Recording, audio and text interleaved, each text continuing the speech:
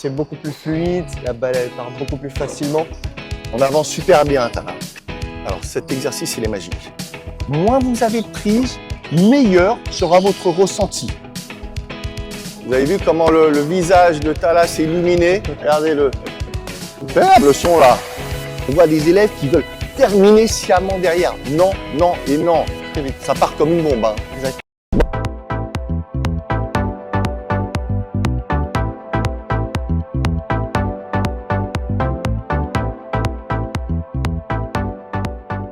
Bonjour, bienvenue pour une nouvelle vidéo de Révolution 60 minutes chrono. Alors aujourd'hui, on a comme challenger Tala qui nous vient de la Réunion. Waouh, magnifique. Directement pour me voir. Exactement. Waouh, quel honneur. Raconte-nous quel est ton niveau de jeu et puis depuis combien de temps tu as démarré? J'ai 24 ans. Ouais. J'ai commencé le tennis il y a à peu près un an, tout juste un an. Donc Donc j'ai un niveau plutôt fin 4e série. tu me disais que tu étais très motivé, que tu en faisais régulièrement, plusieurs fois par semaine. C'est ça. Donc ton objectif, c'est de performer, j'imagine. Exactement. Franchement, l'objectif, c'est d'arriver très vite en 3e série. Pour le coup, là, je suis actuellement au niveau peut-être 32, je pense, aux alentours. Donc, faire la compétition et performer. Bon, bah écoute, hein, déjà, aujourd'hui, je vais essayer de monter ton niveau de jeu. Tu me racontais une petite anecdote de la façon dont tu avais démarré le tennis. Exactement. Donc, moi, pour le coup, ça fait. Je suis né à l'île de la Réunion, j'ai toujours vécu là-bas. Donc, je suis arrivé à Paris en 2020. Et donc, j'ai un ami qui a commencé le tennis à La Réunion et qui m'a invité lorsque je suis venu en vacances en juin 2023. Et en fait, c'était sur un merveilleux terre battue, face à la mer, etc. Et c'est donc naturellement que j'ai commencé le tennis en rentrant à Paris. T'avais pas le choix, là. Exactement. Il t'a pris par les sentiments. C'est ça. Aujourd'hui, ce qu'on va travailler avec Tala, parce qu'on a effectivement, bon, on ne se connaît pas, mais on a eu l'occasion de discuter juste avant la séance. Et tu m'expliquais que toi, ton gros problème, c'était ton relâchement en coup droit. Ouais, c'est bien tout à ça? fait. Ouais. D'accord. On va faire une séance focus relâchement de coup droit. Je pense que ça va parler à beaucoup d'entre vous. C'est parti. Juste avant cette vidéo, vous me demandez souvent si je propose du coaching privé. Oui, absolument, et à tout niveau. Que vous soyez débutant, joueur amateur de club ou que vous ayez un projet de haut niveau. Si vous en avez marre de galérer dans votre tennis, si vos résultats sont pas à la hauteur de vos attentes et que vous voulez définitivement passer un cap, je vous propose un coaching de transformation hyper puissant. Visionnez les quelques témoignages sur ma chaîne YouTube pour vous en rendre compte. Réservez un appel dès maintenant en cliquant sur le lien Calendly juste en dessous ou envoyez-moi un texto ou appelez-moi sur le numéro de téléphone qui s'affiche. Allez, bon visionnage pour cette vidéo.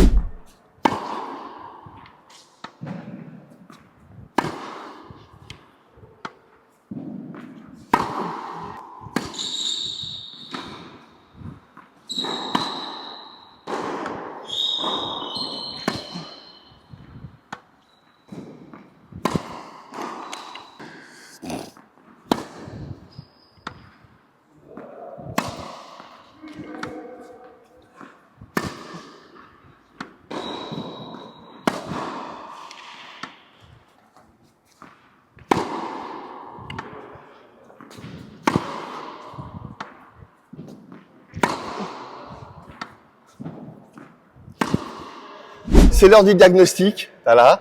À l'impact, il se passe pas grand-chose. Hein. T'en sens au bout de la balle. Ton bras, il est très raide pendant la période de préparation. Tu t'arrêtes ici. De temps en temps, tu me fais un lasso. Bon, pas trop pourquoi. Tu mets des balles dans le filet. Il n'y a aucune sensation au niveau de ton bras. On sent qu'il a été effectivement très tendu. Et encore là, je t'envoie les balles en position statique. Donc, tu peux imaginer encore plus de déperdition avec un mouvement qui va précéder un déplacement, avec un rebond que tu vas pas forcément bien maîtriser. Donc, on va démarrer la session avec le relâchement du bras. C'est parti.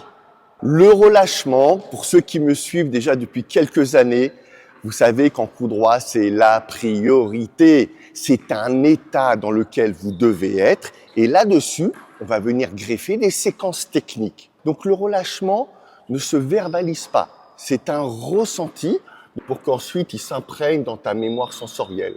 Okay. On part là-dessus. On va faire un petit test, juste pour que tu comprennes l'intérêt du relâchement. Okay. Hein, j'imagine que tu as entendu parler de relâchement. Évidemment, c'est la base. Donc, on va essayer de comprendre l'intérêt. Alors déjà, tu vas prendre ta raquette. Tu vas venir la serrer de plus en plus fort. Vous voyez? Donc, on est là. On se met sur une intensité de 1, 2, 3, 4, 5, 6, 7, 8, 9, 10. Donc tu serres à 10 ta raquette et tu vas essayer de chasser avec ton bras, tu vas essayer de chasser l'air devant toi de plus en plus vite en serrant de plus en plus fort. Allez, accélère. Stop. On va essayer de faire la même chose, mais cette fois-ci, tu vas serrer sur une intensité de même pas 1, pour pas que la raquette s'envole. Et tu vas essayer, pareil, tu vas relâcher ton épaule et ton bras, et tu vas essayer de chasser, allez, de plus en plus vite, avec tout le bras, avec tout le bras. Allez. Stop. Qu'est-ce que tu as entendu comme bruit? Ça va plus vite et ça souffle. On entend ce fameux vent qui caractérise ce fouetté, ce relâchement du bras. Donc, deux choses qu'on a pu apprécier. Première, c'est que ça va plus vite. Et la deuxième, c'est que tu as des meilleures sensations. Alors, tu n'as peut-être pas pu là tout de suite t'en rendre compte, mais on a vraiment de meilleures sensations. Voilà, vous entendez bien hein, ce sifflement. Donc ça, c'est juste pour consolider tes convictions. D'accord. Le relâchement est indispensable. Je vais t'expliquer la notion de membre mort. C'est-à-dire, il faut que tu imagines qu'à partir de ton cou, en passant par ton épaule, ton bras, ton avant-bras, ton poignet, tes doigts, il n'y a plus d'os, il n'y a plus de tendons, plus d'artères, il n'y a plus de muscles, il n'y a plus rien. C'est de la matière morte. Donc, qui dit matière morte dit un bras qui pend. Donc, on va faire un petit test. Voilà, très bien. Ah, il a repris vie là. C'est les membres morts qui reprennent vie d'un seul coup. Donc ça, je veux pas le voir. Oui, super. Très bien. Tu sens cet état lourd. Porte mon bras. Stop. Est-ce que tu sens le poids de mon bras? Tout à fait. Le relâchement a un poids. C'est le poids de mon bras. Lâche. Très souvent, certains élèves, quand je leur fais cet exercice, je monte et je lâche et le bras reste tendu. C'est très fréquent, ça veut dire que vous n'avez pas conscience de votre relâchement. Donc à ce moment-là, vous devez effectivement répéter l'opération pour sentir ce bras qui tombe de façon totalement naturelle.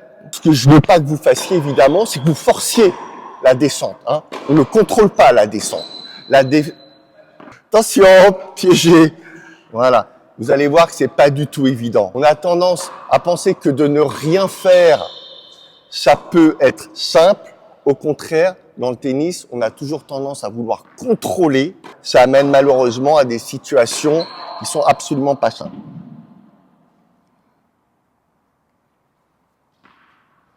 J'ai senti un bras très léger. Lâche prise complètement. Ferme les yeux. Voilà. Voilà. Tu sens?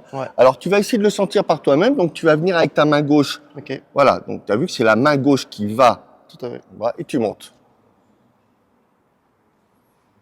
Lâche. Tu montes. Et tu lâches quand tu as envie. Voilà. Tu l'as senti là, ton lâcher prise? Alors, tu as vu, il y a quelques petits mouvements de balancier qui se font de façon naturelle. Ça, c'est un très bon indicateur de ton relâchement. Alors, ça, c'est un exercice très sympa qui va te permettre d'avoir des bonnes sensations en termes de relâchement. Tu vas poser ta main libre ici, ton bras directeur ici. Tu vas te cambrer légèrement. Alors, bon, évidemment, tu peux prendre un appui sur un banc ou évidemment sur n'importe quelle surface. Et tu vas essayer de faire des petits ronds. Voilà. Ok, donc tu fais des petits moulinets, mais très très doucement. D'accord. Sans exagérer. Et du coup, si tu es avec la pesanteur, ressentir, si tu veux, ce lâcher prise total sur le bras.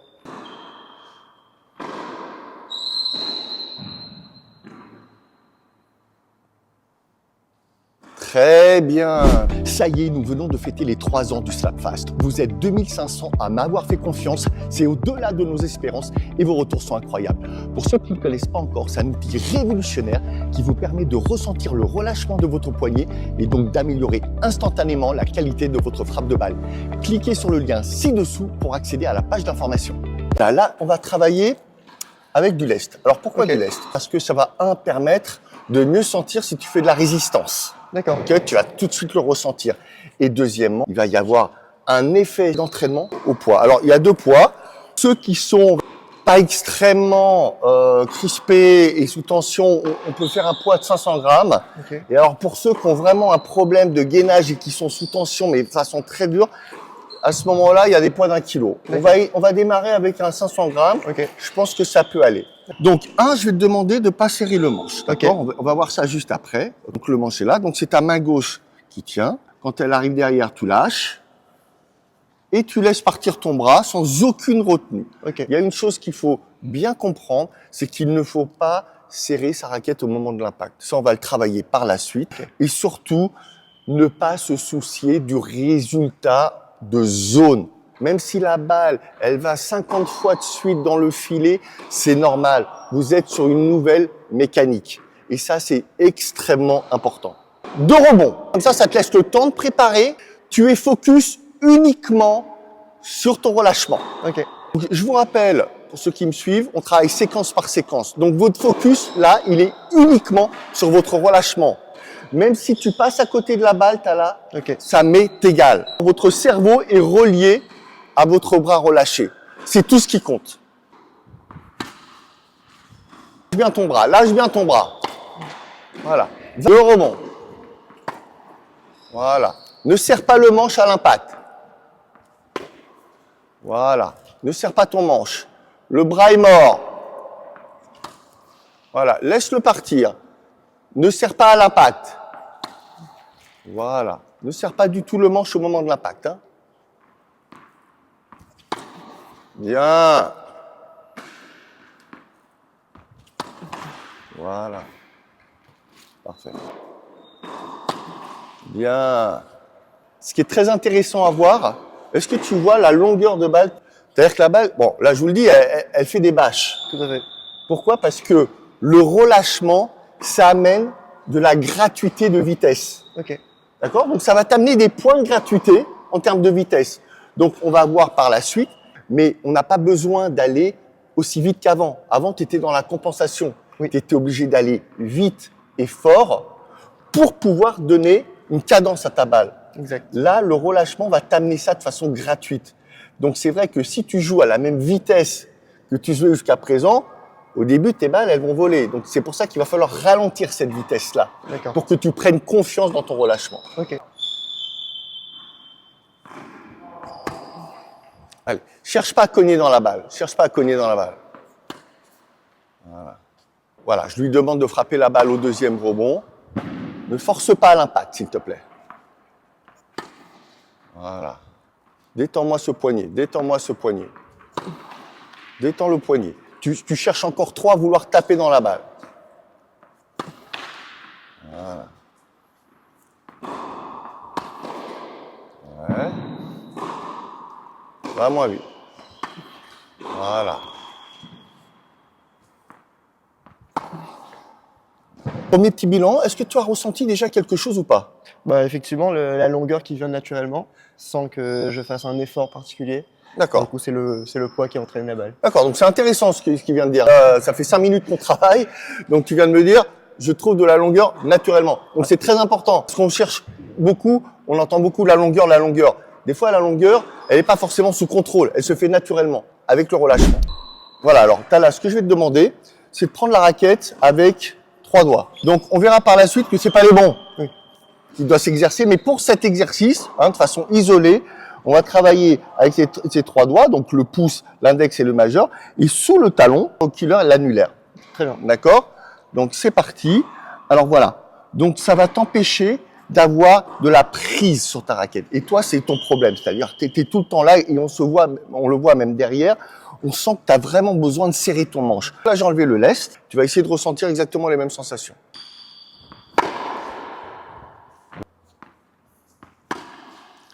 Voilà. Allez. Voilà. Vous avez vu, ça part très vite. Ça part comme une bombe. Hein. Exact. Pourquoi? Parce que ton bas encore trop vite. Parce que tu es encore sur l'ancrage de ce que tu faisais précédemment, où tu avais absolument besoin de forcer et d'aller vite.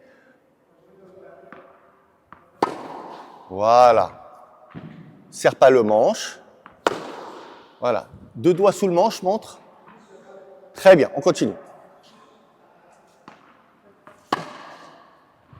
Oh là.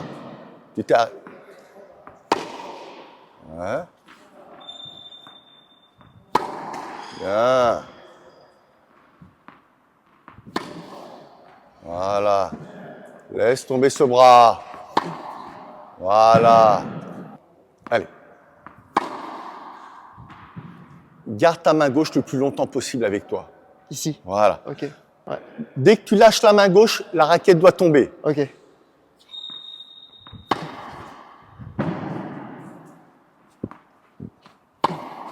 Bien. Ouais. Voilà. Maintenant, tu vas prendre avec les 5 doigts. Ok. Et ce que je vais te demander, c'est d'essayer de ressentir exactement cette sensation de relâchement Ok. au niveau du grip.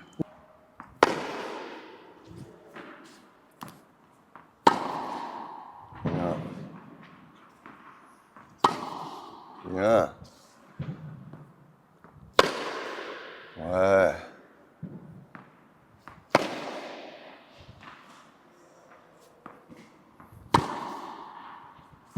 Maintenant, on va enchaîner sur une séquence qui est importante, c'est le relâchement de ton épaule. Ok. Hein, trop souvent, tu termines ici.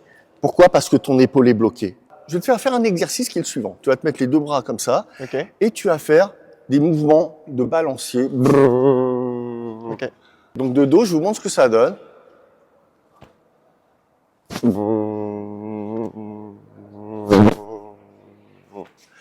Vous avez vu que j'accompagne ça avec une expiration. Alors là, c'est un peu méditatif, c'est de... Laisse partir, regarde, fais comme moi. Laisse partir là, les hanches. Comme ça, Ok. regarde. Voilà. Voilà, très bien. Vous avez vu? Voilà, de façon naturelle, vous terminez sur la pointe des pieds, tel un golfeur après un swing. Donc une fois de plus, c'est absolument pas du contrôle, de la volonté, c'est induit par le relâchement des hanches et des épaules. Voilà. Voilà, laisse tes bras se balancer tout seul. Voilà. C'est la rotation des hanches qui entraîne les épaules naturellement. La main droite, elle va jusque derrière l'épaule hein, avec un relâchement total. Parti, attends, juste un petit peu. C'est parti, tu vas me faire la même chose là. Ok. Donc, vous avez vu que je pars très loin derrière là. Et on verra que par la suite, c'est pas nécessaire. Mais là, une fois de plus, dans une logique de sensation de relâchement, on laisse partir le bras derrière. Ok. Hein, ok. Donc ça va donner ça. Voilà. Mais dans l'autre sens.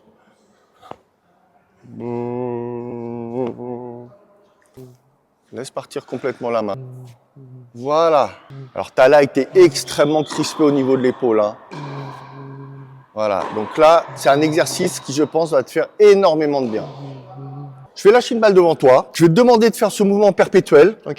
Donc vous avez vu que ce mouvement, il arrive à huiler les hanches. Ici. Vous voyez? Et c'est extrêmement important.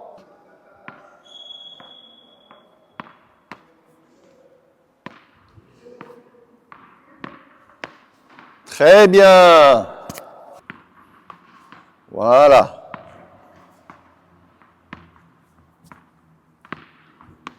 Voilà. Que la balle soit là ou pas là, c'est exactement le même mouvement. Allez, continue.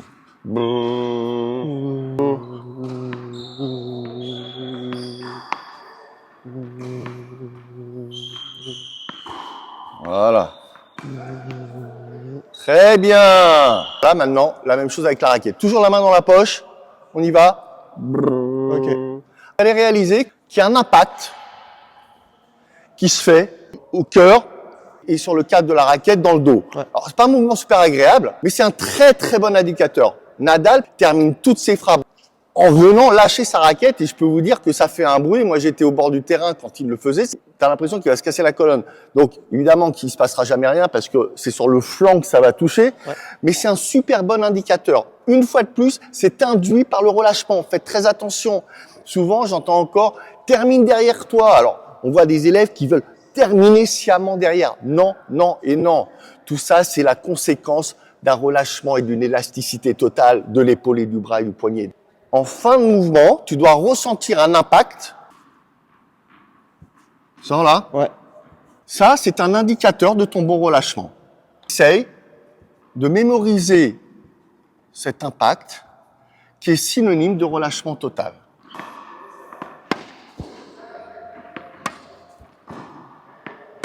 Très bien. Laisse passer les hanches. Laisse passer tes hanches, s'il te plaît.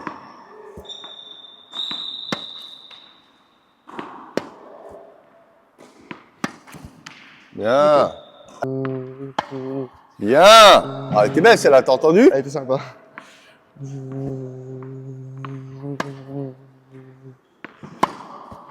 Superbe le son, là. Ouais. Bien.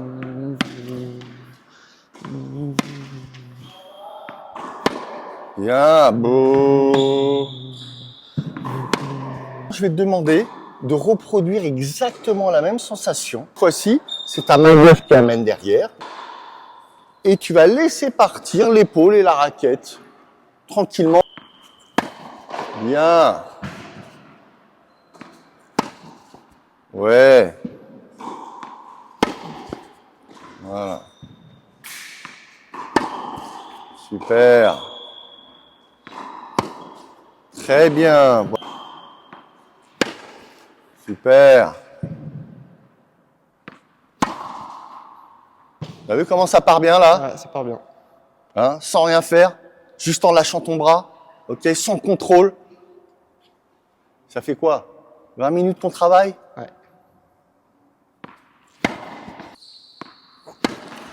Voilà. Laisse les pieds au sol. Voilà. Très bien. Voilà. Ouais, bien. Ça, c'est parce que tu vas trop vite. Ok. Je te dis, le relâchement t'amène naturellement de la vitesse. Donc, si tu en rajoutes en plus, pour l'instant, tu n'es pas en mesure de contrôler la balle. Ok. Là, je suis en train de te donner, alors peut-être pas la Formule 1, parce que la Formule 1, ce sera avec le poignet. Ouais. Mais là, je te donne une Ferrari déjà. Tu vas pas t'amuser à prendre un virage à 200 à l'heure, sinon tu vas te cracher. Bah là, c'est exactement pareil. Ok. Donc là, je te donne une Ferrari. Donc pour l'instant, bah, tu baisses un peu de régime, quoi.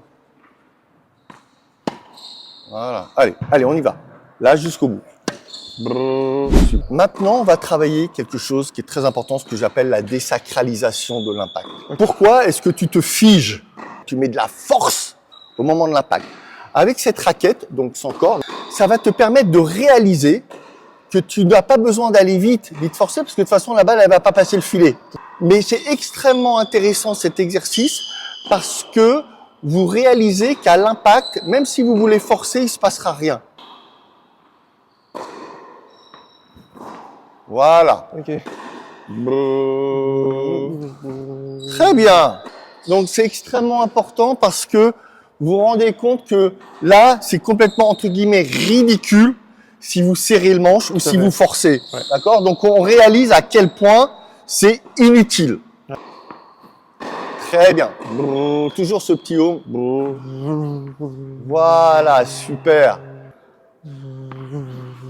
Super. Très bien. Parfait. Maintenant, je vais te demander de me faire exactement la même chose, donc, comme si tu n'avais pas de corde, et je veux que ton bras y parte sans qu'à l'impact, tu aies le sentiment qu'il se passe quoi que ce soit. C'est-à-dire forcer, vouloir taper dans la balle, accélérer. Pour l'instant, on n'en est pas là. Beaucoup moins. Tu vas très très vite. Voilà. Comme si la balle n'existait pas. Vous avez vu comme elle part bien celle-là? Ouais. Vous avez vu comment le visage de Tala s'est illuminé? Regardez-le. Première fois peut-être qu'il ressent du lâcher prise sur sa phrase. C'est génial ça. Ouais. Ah, c'est beau là. Maintenant, on va travailler l'intensité de pression sur le manche. Ok. Pourquoi? Parce qu'effectivement, tu peux annuler totalement un relâchement si tu serres trop fort ton manche. Ok. Donc, ce qu'on va faire, c'est qu'on va essayer de ressentir les différentes pressions d'intensité qu'on va graduer de 0 à 10. Ok. Donc 0, c'est ça. Ouais. Je vais te prendre la main, on va le faire ensemble. Ouais. 1, 2, 3, 4, 5, 6, 7, 8, 9, 10. Donc toi, dans la phase d'opération, tu ne devais pas être loin des 9-10. Ok. Durant toute la phase de prise d'élan, je suis à combien là? 0. Exactement. Je suis à 0 parce que le bras, la main est juste posée sur le manche. Je suis à 0. Ok. Ok, c'est la main gauche qui supporte. Quand je lâche, je suis à combien? 1. Même pas. Même pas. Juste pour pas qu'elle tombe. Tout à fait. On va dire 0,2. Ok. Avant l'impact, je suis à combien? Avant l'impact. Avant impact, toujours 0. 0,1, exactement. À l'impact, je vais être à combien? À 1, pour pas qu'elle part. Voilà, je vais être à 1, 2. Et on va comprendre pourquoi par la suite. Et ensuite, après l'impact, Toujours à 1. Pour je tenir la redescends à raquette. 0,2. Ouais. Pour la petite information, j'ai entendu un ancien joueur pro avec qui j'ai eu l'occasion une fois d'avoir une discussion et qui me disait que les grands champions, ils serraient au moment de l'impact à 10. Ça m'a étonné, bon, ok, ce qui est totalement faux. Je peux vous dire que j'ai un élève qui est dans le premier cercle de Roger Federer qui lui a posé la question et il lui a dit « Je serre ma raquette, donne-moi la main. » Comme une poignée de main. J'étais à combien là? 1. Voilà. Et bien Federer a dit lorsqu'il effectue une frappe, une accélération à 150, il est à 1. Donc, comprenez-le bien, à l'impact, on ne serre pas le manche. Objectif, intensité de pression, Ouais. 0, 0,1, 1 l'impact et on revient à 0,1. Ok. D'accord? Je veux que ton cerveau soit connecté à l'intensité de pression sur le manche. Très bien.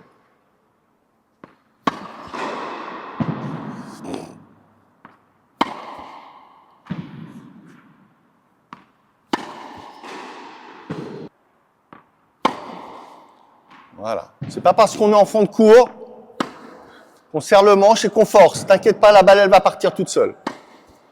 Voilà. Intensité de pression, 1 sur 10. Voilà. Laisse partir l'épaule. Très bien. Allez. On lâche. C'est pas grave le résultat. C'est anecdotique. Voilà. Intensité de pression sur le manche. Ouais. Oublie le contrôle pour l'instant. Oublie le contrôle. Bien. Serre pas le manche. Ouais. On va aller encore plus loin dans le raisonnement. Figure-toi qu'il y a uniquement 2 doigts qui interviennent dans le processus de pression. Il y a 3 autres doigts qui n'interviennent pas. Alors, à ton avis, quels sont les doigts qui interviennent dans le processus de pression sur le manche? J'imagine le pouce. Et le petit doigt?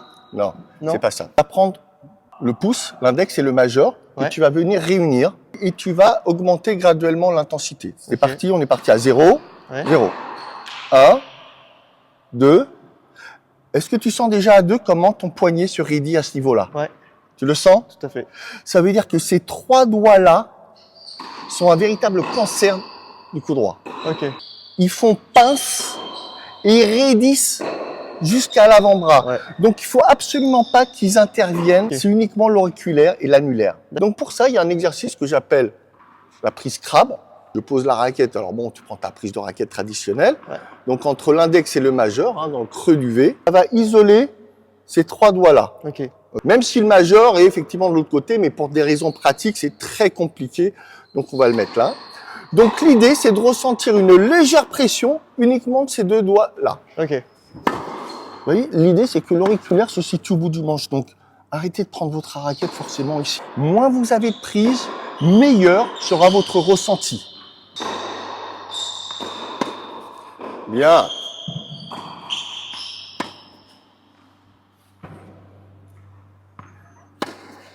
Voilà. Pour information, vous avez vu qu'on a beaucoup travaillé à partir de la ligne de service c'est justement pour que Tala n'aille pas trop vite avec son bras. Ouais. Parce que là, déjà, il y a eu pas mal de bâches, mais c'est tout à fait logique. Hein, parce que ton bras va trop vite, parce qu'il est dans ce rappel de force et de vitesse, parce que tu étais dans un phénomène de compensation auparavant. Ah ouais. Super.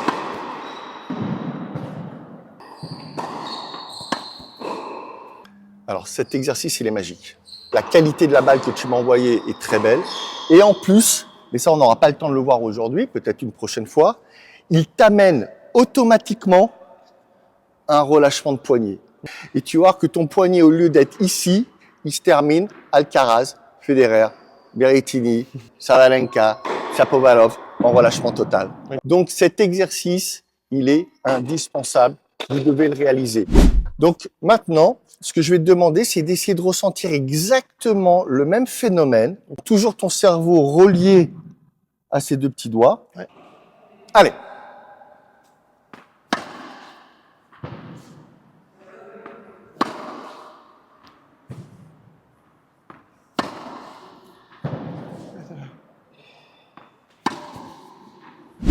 On avance super bien, Tara. Pour terminer, on va travailler sur ta vitesse de bras. Okay. Tu n'as plus besoin d'aller aussi vite qu'avant. Ce que je vais te demander, c'est que cette vitesse naturelle que tu as trouvée grâce à ton relâchement, tu puisses avoir confiance dans ton relâchement. Parce que si tu commences à jouer en échange et que tu commences à faire sortir 7 balles sur 10 parce que ton bras va trop vite, qu'est-ce qui va se passer? Tu vas te remettre en position d'origine, serré, et tu vas plus oser te relâcher. Donc la base, c'est de jouer dans un relâchement à une vitesse accessible. Okay. Alors peut-être qu'elle va être à 1, à 2, à 4, à 6. On va tester maintenant. On va graduer cette vitesse. Donc ça va être à toi de ressentir la vitesse de ton bras de 1 à 10. 1, 2, 3. Alors vous avez vu qu'à partir de 3, il y a suffisamment de vitesse pour que la main arrive derrière l'épaule. C'est vrai que des fois, si vous voyez Federer ou d'autres joueurs s'entraîner dans les carrés de service, la main va s'arrêter devant parce qu'il n'y a pas suffisamment de vitesse pour que la main passe derrière. D'accord ? C'est uniquement ça, il n'y a aucune retenue. 4, 5, 6, 7, 8, 9 et 10. Souvent, les gens ont le sentiment qu'il faut aller très vite pour donner de la longueur. Ce n'est pas vrai.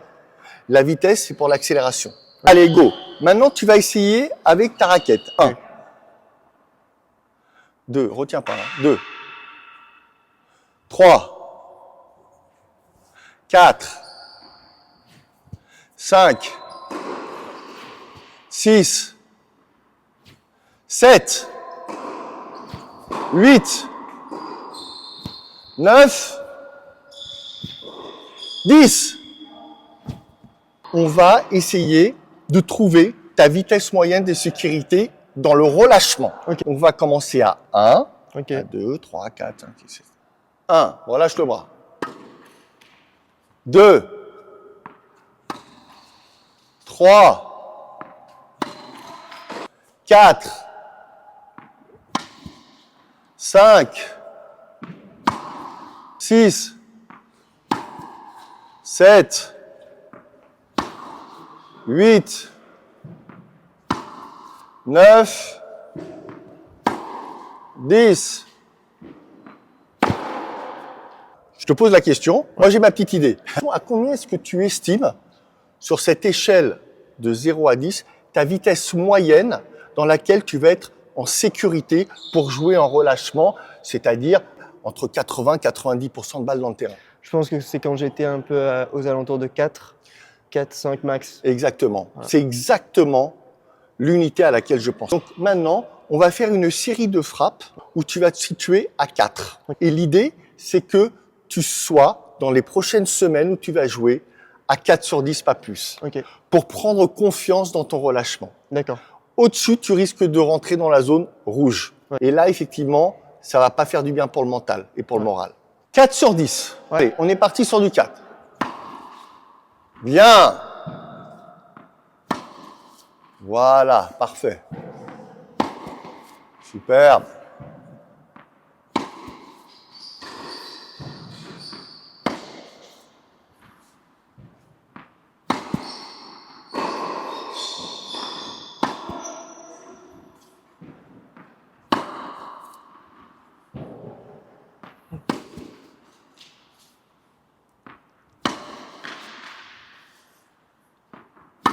Parfait. On est dans une logique de 90% de réussite à peu près, 80-90. C'est l'heure du bilan, hein, ça fait 60 minutes.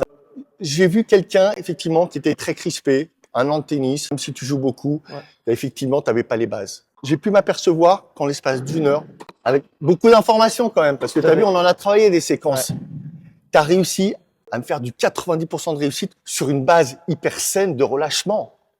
C'est-à-dire que pour moi, il y a une transformation monstrueuse en une heure pour toi. Bien sûr. Donc, ce que je t'invite à faire dans les prochaines semaines, de pas te mettre tout de suite en situation de match.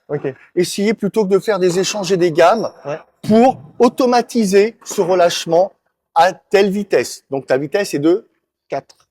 Ce que tu peux faire également, c'est travailler avec la prise crabe. De temps en temps, c'est te focuser pendant 5 minutes sur une séquence. D'accord. Sur le membre mort, sur l'intensité de pression sur le manche, sur l'impact que tu viens ressentir dans le dos. Donc, c'est des séquences qu'il faut absolument que tu te remémores et que tu travailles de façon isolée. Ne pas trop t'imposer de séquences en même temps. Ne pas aller dire, bah tiens, aujourd'hui, je vais faire du coup droit. D'accord. Non. Je vais travailler telle séquence en coup droit pendant 5 minutes. D'accord? C'est l'état d'esprit. Donc, franchement, je suis très positif pour l'avenir. Donc maintenant, tu vas me donner ton ressenti. On t'écoute. En arrivant, j'avais beaucoup le côté crispé sur le coup droit. Et ça se ressentait dans mon mouvement. J'arrivais pas à être bien relâché. Mais là, pour le coup, après les exercices, effectivement, beaucoup de relâchement. C'est beaucoup plus fluide. La balle, elle part beaucoup plus facilement. J'ai moins d'efforts à effectuer, donc c'est beaucoup plus sympa. Il vient d'évoquer la notion d'effort. Hein, on n'est plus dans l'effort, on n'est plus dans la pénibilité. J'ai une élève qui était ostéopathe qui disait même effectivement que ça pouvait éviter les tendinopathies et que c'est très cohérent. Donc, tous ceux qui souffrent effectivement de tennis elbow, etc., je vous invite vraiment à effectuer des séances telles qu'on vient de la faire et vous verrez que vous aurez nettement moins mal. Écoute, je te félicite. Merci. Et peut-être à une prochaine. Oui, avec d'accord plaisir.